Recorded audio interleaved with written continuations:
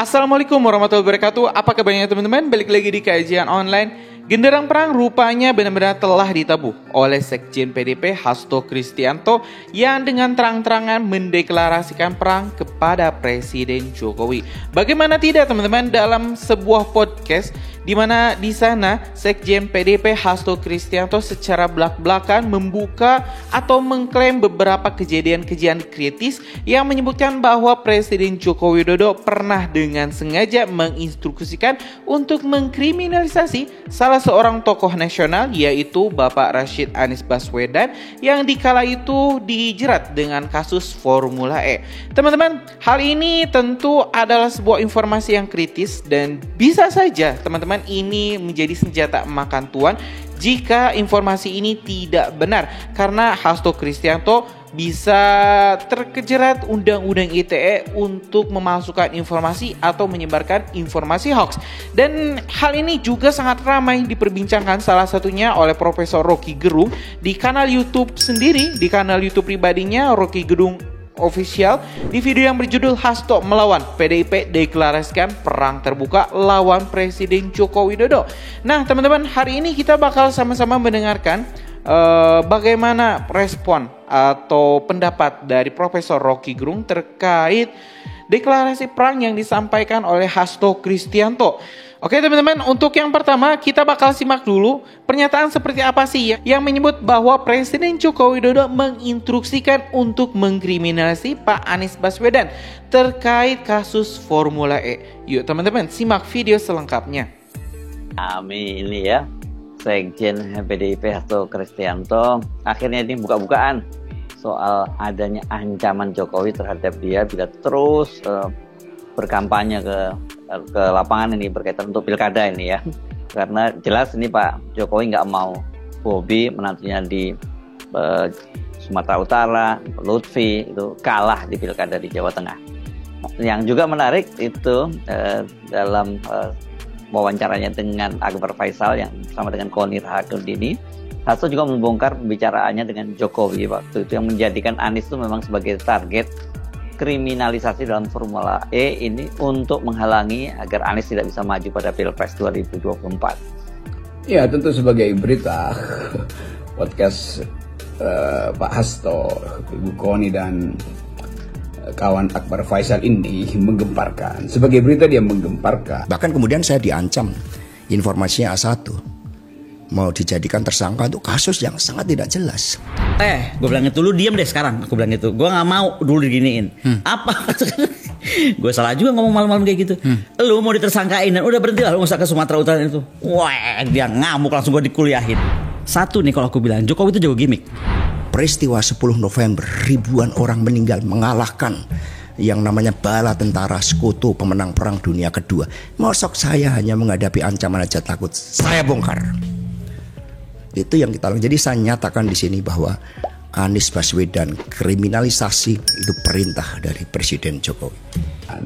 Tetapi lebih dari sekedar kegemparan itu, kita justru ingin memahami apa yang membuat Pak Sekjen PDIP, Pak Hasto punya semacam sikap etis yang final terhadap Jokowi. Kan itu intinya tuh, bahwa semua orang berani melawan, tetapi ada bagian yang menurut saya dibatinkan secara ideologis oleh Pak Hasto, dan itu artinya penanda bahwa PDIP terikat kuat secara moral untuk menyelamatkan negeri ini. Jadi demokrasi itu bukan sekedar jumlah suara yang diperoleh oleh PDIP, bukan sekedar kemampuan PDIP untuk bermanuver di dalam kesulitan politik hari ini. Demokrasi itulah kegigihan untuk mempertahankan satu posisi etis, itu dasarnya. Dan saya kira PDIP ada di dalam ujian itu, dan hari-hari ini ujian itu hendak dijawab tuntas oleh PDIP melalui kehadiran Hasto di media publik dan memberitakan dengan kesungguhan hati bahwa PDIP akan melawan. Itu kan di bawah kendali kekuasaan. Oke. Kita ingat kasus, mohon maaf saya sebut, Ketua Umum Golkar Pak Erlangga Hartarto. Itu kan juga menggunakan pressure dari kejaksaan. Kemudian KPK juga digunakan sebagai pressure terhadap kepentingan politik. Kan cukup banyak. Tiba-tiba di Banten, Suami Airin meskipun kita juga tahu terhadap backgroundnya, tapi tiba-tiba muncul suatu persoalan. Kader-kader PDI Perjuangan begitu banyak tekanan. Di Sulawesi Utara itu Partai Coklat yang bermain, sama dengan di Jakarta, di Jawa Timur, di Sumatera Utara, itu Partai Coklat itu super powerful. Karena mereka punya agenda-agenda politik terhadap apa? Aliansi kekuasaan sang raja dengan Jokowi. Dan sebelumnya kan sudah terjadi prekondisi. Saya masih ingat Anies Baswedan. Ketika Anies Baswedan itu dikriminalisasi, itu Pak Presiden Jokowi berbicara dengan saya. Seperti apa? Beliau sangat khawatir terhadap munculnya Anies Baswedan. Sehingga itu nyata-nyata kasus Formula E itu kriminalisasi, dan saya bersaksi itu dari perintah Pak Jokowi secara langsung. Sama juga dengan hal terkait dengan revisi Undang-Undang KPK.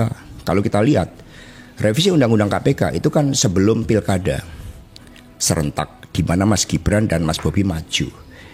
Karena saat itu ketika Pak Jokowi berdiskusi sama dengan saya untuk rencana bagaimana Mas Gibran dan Mas Bobi maju, saya ingatkan bahwa di dalam beberapa case itu konsekuensinya Mas Gibran dan Mas Bobi akan jadi pejabat negara loh Pak. Begitu jadi pejabat negara, urusan gratifikasi itu menjadi sensitif. Maka kalau kita lihat ada kaitannya revisi Undang-Undang KPK dengan pilkada. Ya teman-teman, barusan kita telah menyimak pernyataan dari Hasto Kristianto, Sekjen PDIP, yang dengan terang-terangan mendeklarasikan perangnya kepada Presiden Joko Widodo dengan membuka sebuah informasi kritis yang menyebut Presiden Joko Widodo menginstruksikan secara khusus untuk melakukan kriminalisasi kepada Anies Baswedan. Kita juga barusan telah mendengar pernyataan dari Rocky Gerung yang menanggapi perihal informasi tersebut.